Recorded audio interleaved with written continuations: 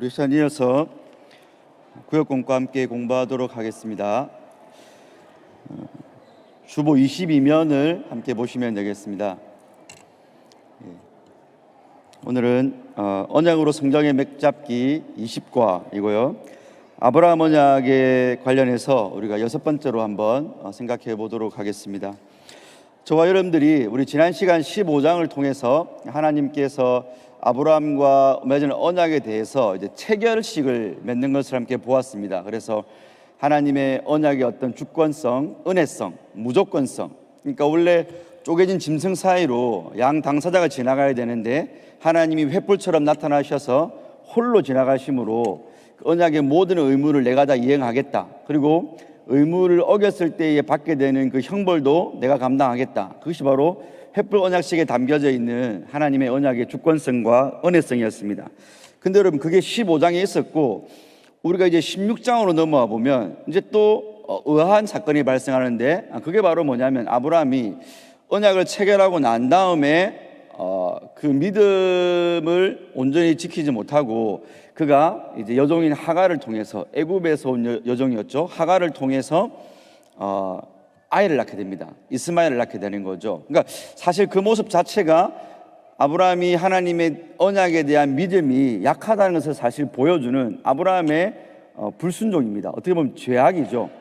그 사건 이후에 하나님께서 이 17장에서 다시 아브라함과 언약을 확정해 주시면서 너와 내가 언약으로 묶여 있다는 것을 이제 징표로서 너가 표를 가져라 라고 하시면서 주신 게 이제 할례인 것이거든요. 그래서 한번 우리가 오늘은 그 징표인 할례에 대해서 한번 생각을 해보겠습니다.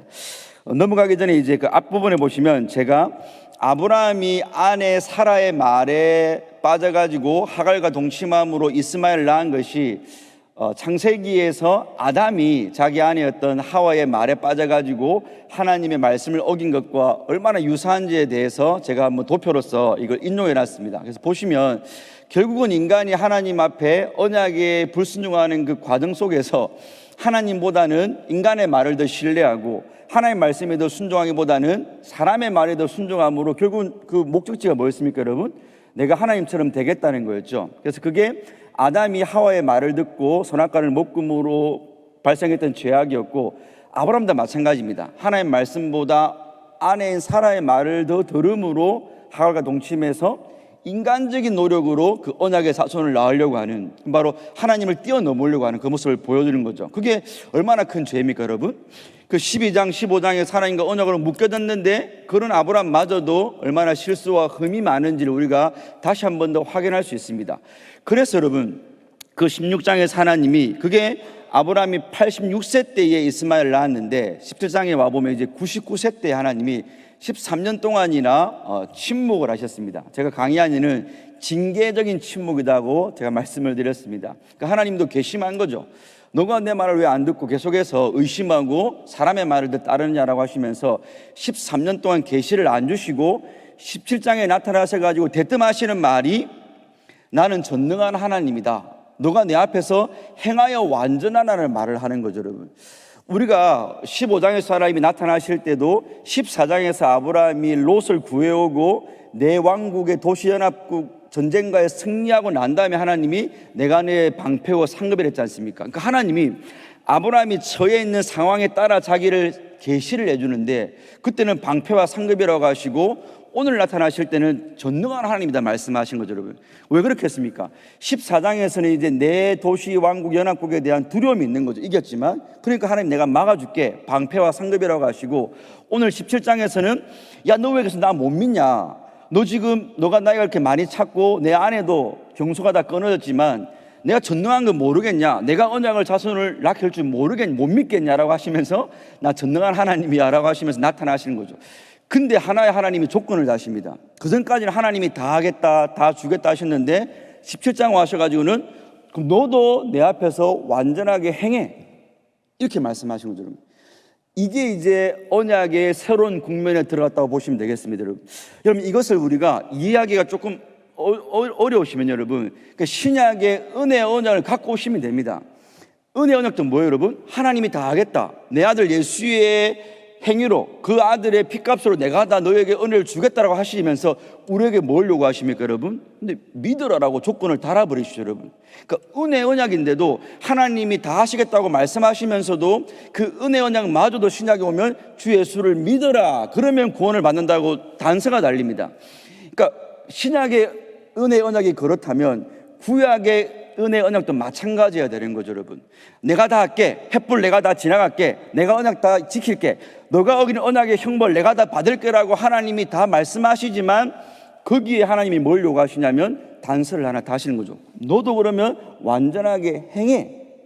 그 17장 1절에 완전하게 행해라는 말이 여러분 17장 9절로 10절에 오면 뭘로 바뀌냐면 너 내 언약 지키고 할례 행해로 가는 겁니다, 여러분. 그럼 이건 뭐겠습니까, 여러분?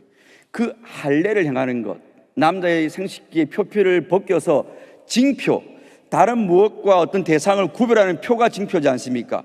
그 할례를 행하는 게 바로 뭐냐면 하나님이 이렇게 하실 거니까 너 그거 믿지? 나 전능한 거 믿지?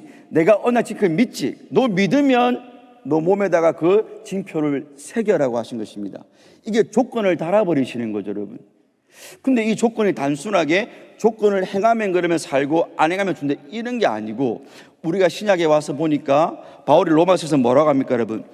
그 할례는 아브라함이 먼저 하나님을 믿은 거에 대한 외적인 행동이지 그 할례 자체가 그 믿음과 똑같은 게 아니라는 거죠, 여러분. 그러니까 할례를 받아서 아브라함이 의롭다 받은 게 아니고 하나님을 믿음으로 15장에서 믿음으로 이미 의롭다를 받았는데 너 나 믿냐? 그러면 너 외적으로 믿는 표를 내봐 라고 할 때 그게 할례라는 거죠. 그러니까 믿음이 먼저 있고 믿음으로 의로워진 게 먼저 있고 그걸 인치고 징표를 가지는 게 할례입니다. 이게 여러분 세례로 생각하시면 돼요. 저와 여러분들이 세례 받았다고 구원받는 게 아니지 않습니까? 예수를 믿는 믿음을 고백한 사람에게 세례로 인을 치는 거죠. 이 인과 표죠. 그게 세례가 신약에서 마찬가지입니다. 구약에서 아브라함이 하나님을 믿는 것에 대한 인을 쳐버리는 게, 징표를 쳐는 게 할례인 것입니다. 그래서 로마서 15장 로마서 바울이 4장 11절에서 여러분 아브라함이 할례의 표를 받은 것은 무할례 시에 믿음으로 된 의를 인친 것이다라는 것이죠, 여러분.